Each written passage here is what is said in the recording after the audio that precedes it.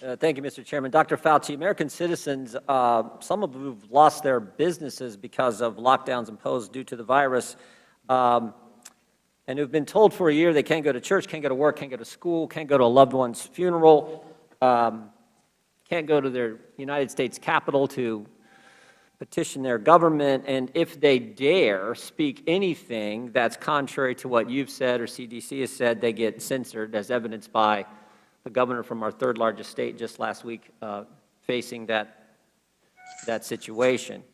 All the while, as the ranking member, Mr. Scalise, has pointed out, migrants enter the country illegally from 60 different countries. They're processed, put on a plane, paid for by the American taxpayers without getting tested, flown somewhere or bused somewhere in the country. It just doesn't hardly seem fair. And so I'll go back to the question I asked the first round. Can you give us a specific measurement that will have to be attained, some outcome, some result that we have to reach, so that Americans know they're going to get their liberties back and be able to move on with their lives? You're asking for a number.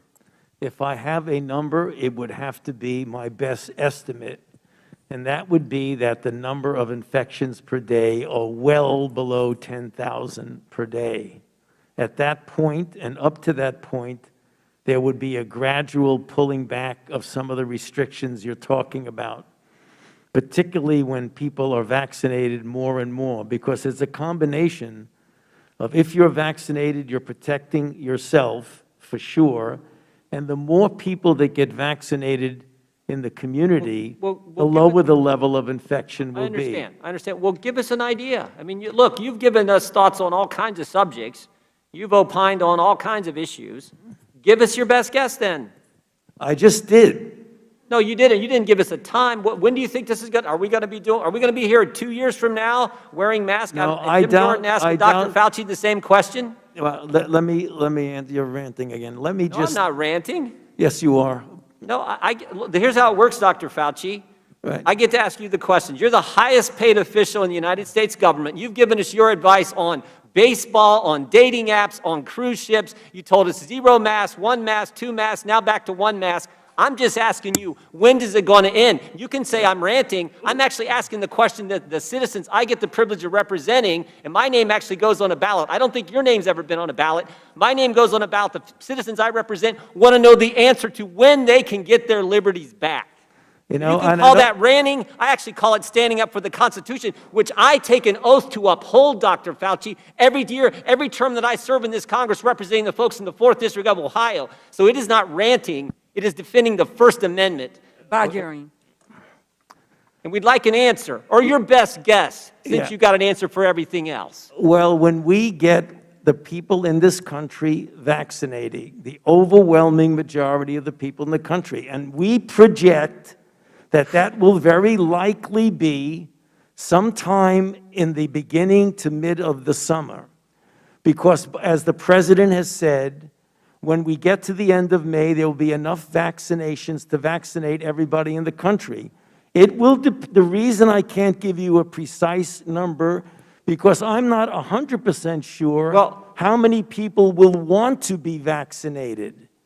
That's what I'm saying. If you get the overwhelming number of people you gave us a guess on Texas. Look at the chart here. This is 7-day average of case rate per 100,000 people. You gave us your guess on Texas. You said when Texas ended their lockdown, ended their mandate, that this was, quote, inexplicable and would lead to a surge in cases.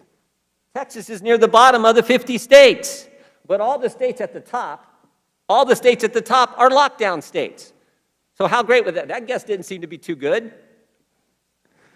What explains why Texas is so darn low compared to the rest of the states? Lockdown states have a much higher case rate than the state of Texas, which is over a month ago now, said we're not going to lock down, we're not going to have all these mandates that you say we have to have. Yeah, there's a difference between lockdown and the people obeying the lockdown. You know, you could have a situation where they say we're going to lock down, and yet you have people doing exactly what they want to do. Is that what is happening in the top 8 states in the country? They're just not following what's been told. They're not listening to Dr. Fauci?